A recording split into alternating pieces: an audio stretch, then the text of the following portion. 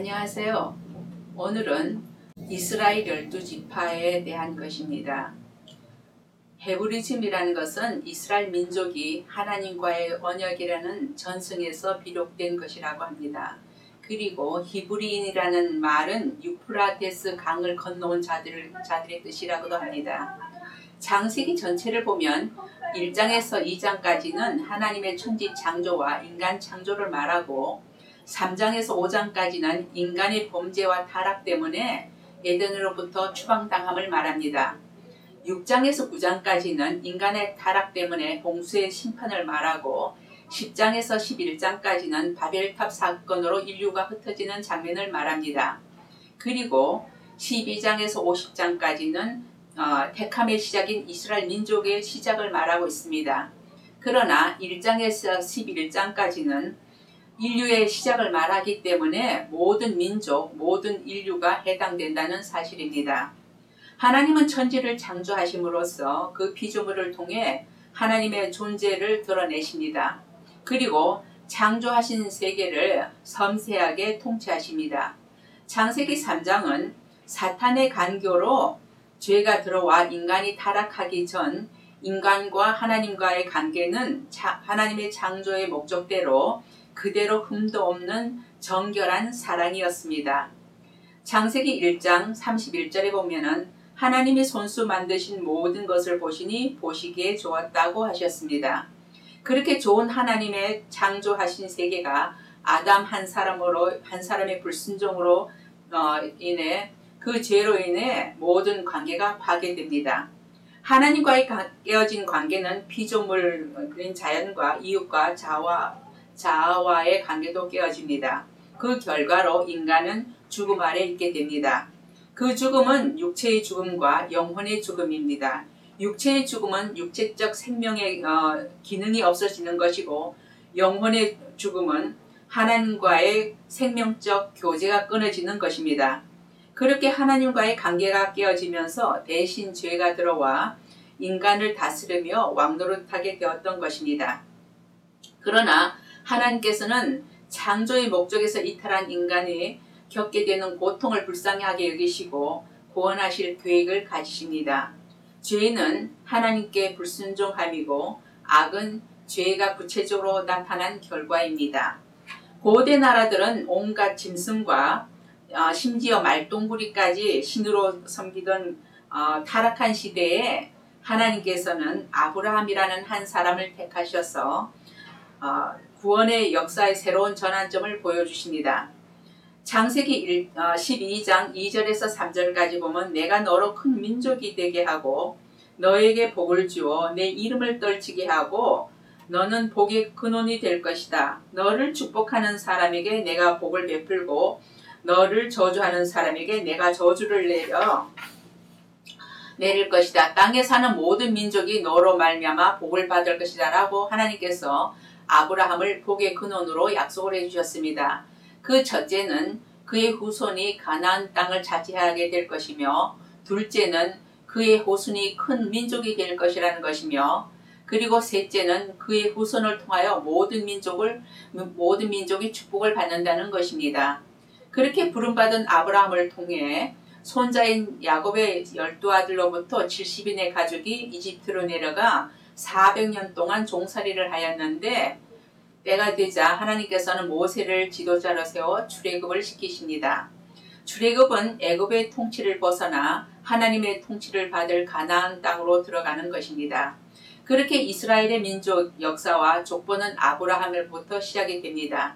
창세기 12장 24장까지는 아브라함의 이야기와 100세에 난 늦둥이 이삭에 대한 것이고 25장에서 26장까지는 이삭의 이야기이며 27장에서 35장까지는 팥죽 한 그릇으로 장자권을 빼앗은 야곱의 이야기이며 37장에서 50장까지는 요셉의 이야기입니다. 아브라함을 택하시고 부르시고 칭하신 야훼, 그 창조주 하나님께서는 매번 나는 아브라함과 이삭과 야곱의 하나님이다 라고 스스로 말씀하십니다. 성경에 이삭을 제외한 아브라함의 아들들의 계보는 삭제되고 야곱으로부터 계보가 이어집니다. 창세기 25장 27절에서 34절에 보면 야곱이 에서에게서 팥죽 한 그릇으로 장자권을 빼앗고 아버지 이삭에게서 에서의 축복을 가로챘습니다. 그런데도 하나님께서는 장자권 이양을 이삭으로부터 야곱에게 약속의 후손으로 보증해 주셨던 것입니다. 왜냐하면 에서는 장자권을 가볍게 여겼기 때문입니다. 그런데 야곱이 아버지에게서 에서의 축복을 가로챘던 것처럼 그는 하란에서 애삼촌에게 속아 20년의 세월을 고난과 연단으로 살았으며 그 고난과 연단 가운데 그는 두 아내와 두 첩을 얻습니다. 사실 야곱은 라헬을 아내로 원했던 것인데 억지로 떠맡겨져 두 아내와 두 첩을 얻게 되었던 것입니다. 야곱은 아내들로부터 12아들을 얻습니다. 첫 부인 레아를 통해 루벤, 시므온, 레위, 유다, 이사갈, 스불론을 낳고 둘째 부인 라헬을 통해 요셉과 베냐민을 낳았고 레아의 여종 실바를 통해 갓과 아셀을 낳았으며 라헬의 여종 빌하를 통해 단과 납달리를 낳았습니다. 창세기 31장 17절에서 18절에 보면 야곱은 20년 전에 빈손으로 가나안을 떠났다가 많은 재산과 4명의 아내와 자녀들을 데리고 다시 가나안으로 돌아갑니다. 그런데 일부다처의 야곱의 가족은 많은 수치스러운 일들이 있었습니다. 그러나 창세기 32장 28절에 보면 그 사람이 말하였다. 내가 하나님과도 겨루어 이겼고 사람과도 겨루어 이겼으니 이제 내 이름은 야곱이 아니라 이스라엘이다 라고 하나님과 겨루어 이겼다는 뜻을 담아 이스라엘이라는 칭호를 받은 야곱의 12아들을 통해 민족을 형성하게 됩니다. 하나님께서는 그 민족을 택하셔서 구주를 세상에 보내셨던 것입니다. 하나님께서는 자기 목적을 위하여 사람을 쓰실 때는 있는 그대로 사용하신다는 것입니다.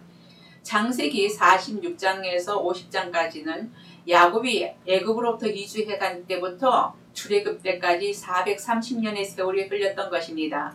기원전 19세기에 생존했던 족장 야곱이 130세 때 애굽으로 갔으며 야곱이 147세에 죽었는데 죽음을 앞두고 12아들을 축복하는 광경과 그리고 요셉의 죽음과 함께 창세기는 끝나고 출애굽은 그로부터 300년 후 모세의 출생과 함께 시작이 됩니다.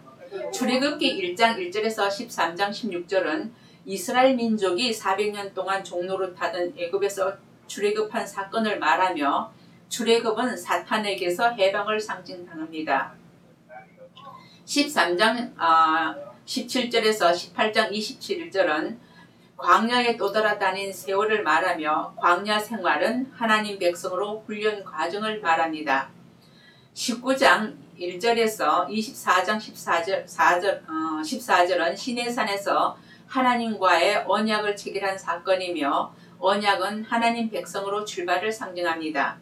24장 15절에서 40장 38절은 성막을 설계하고 건축한 사건이며 성막은 하나님과의 교제를 상징합니다. 출애굽기 1장 7절에 보면 그러나 이스라엘 자손은 자녀를 많이 낳고 번성하여 그 수가 불어나고 세력도 커졌으며 마침내 그 땅에 가득 퍼졌다고 했으니 이 시기가 이스라엘 민족이 급격히 증가하였던 시기인 것 같습니다. 출애굽 당시 총 인구는 약 300만 명이었을 것이라고 추정합니다. 70명이 430년 만에 그렇게 불어났던 것입니다. 요셉이 죽고 애굽의 왕조가 바뀌면서 이스라엘 백성은 노예로 전락했지만 아브라함과 이삭과 야곱의 계보를 간직하고 있었으며 오랜 노예 생활에서도 이스라엘 백성은 언젠가 가나안이 그들의 고향이 될 것이라고 굳게 믿고 있었습니다. 출애굽기 2장에서부터는 모세의 이야기로 시작이 됩니다. 궁중에서 40년을 자랐던 모세가 동족의 고통을 감싸주다가 살인을 하게 되고 광야로 도망을 가서 40년을 양을 치며 지내다가 이스라엘 민족을 구하라는 하나님의 부르심을 받았던 것입니다. 그러나 온갖 핑계로 가기를 주저하는 모세를 하나님께서는 도와주시겠다는 보상을 해주십니다. 하나님께서는 모세를 지도자로 세워 출애굽에 내린 10가지 애굽에 내린 10가지 재앙을 통해 결국 출애굽이 시작이 됩니다. 그 많은 이스라엘 백성을 출애굽을 시켜 홍해를 건너게 하고 광야에서 하나님을 알도록 그들을 종화시키는 과정을 거치게 하십니다. 그리고 이스라엘 백성이 가나안에 정착해 생활하며 지켜야 하고 적용해야 할 하나님과 이스라엘의 약속을 하십니다. 젖과 꿀이 흐르는 가나안 땅으로 향하는 그들의 새로운 비전은 야훼로부터 특별히 선택받은 선민이라는 자부심을 갖게 했던 것입니다. 그리고 6월절 사건과 홍해를 건너 광야를 떠돌던 백성이 레위기를 통해 죄인이 하나님과의 교제를 어떻게 하는가를 보여줍니다. 하나님과 교제를 하기 위해서는 레위기 1장 7장에는 대신 제물이 되어야 할 속죄양이 필요했습니다. 레위기 8장에서 10장은 그 제물을 하나님께 바칠 제사장이 필요했으며 그리고 성막과 제단이 필요했던 것입니다. 신명기 10장 12절에서 13절까지를 보면은 이스라엘 자손 여러분, 지금 주 당신들의 하나님이 당신들에게 원하시는 것이 무엇인지 아십니까? 주 당신들의 하나님을 경외하며 그 모든 길을 따르며 그를 사랑하며 마음을 다하고 정성을 다하여 주 당신들의 하나님을 섬기며 당신들이 행복하게 살도록 내가 늘 당신들에게 명하는 주 당신들의 하나님의 명령과 규례를 지키는 것이 아니겠습니까? 라고 모세가 말했습니다. 신명기에는 온 마음을 다해 하나님의 말씀에 순종하라는 모세의 유언과 고별 메시지가 있습니다. 모세의 유언은 요단강을 건너가 가나안으로 들어가 가나안을 정복하고 가나안을 분배하고 우상 숭배를 타파하라는 것입니다. 그리고 축복의 땅 가나안에서 하나님만 섬기고 하나님만 사랑하고 하나님께만 순종하고 살라는 것입니다. 그러기 위해 모든 가나안 사람을 내쫓으라고 했습니다. 이유는 가나안 족속은 우상을 섬겼으며 음란했기 때문입니다. 10계명 중에 제1계명이 바로 출애굽기 20장 3절에 보면 너희는 내 앞에서 다른 신을 섬기지 못한다라는 말씀입니다.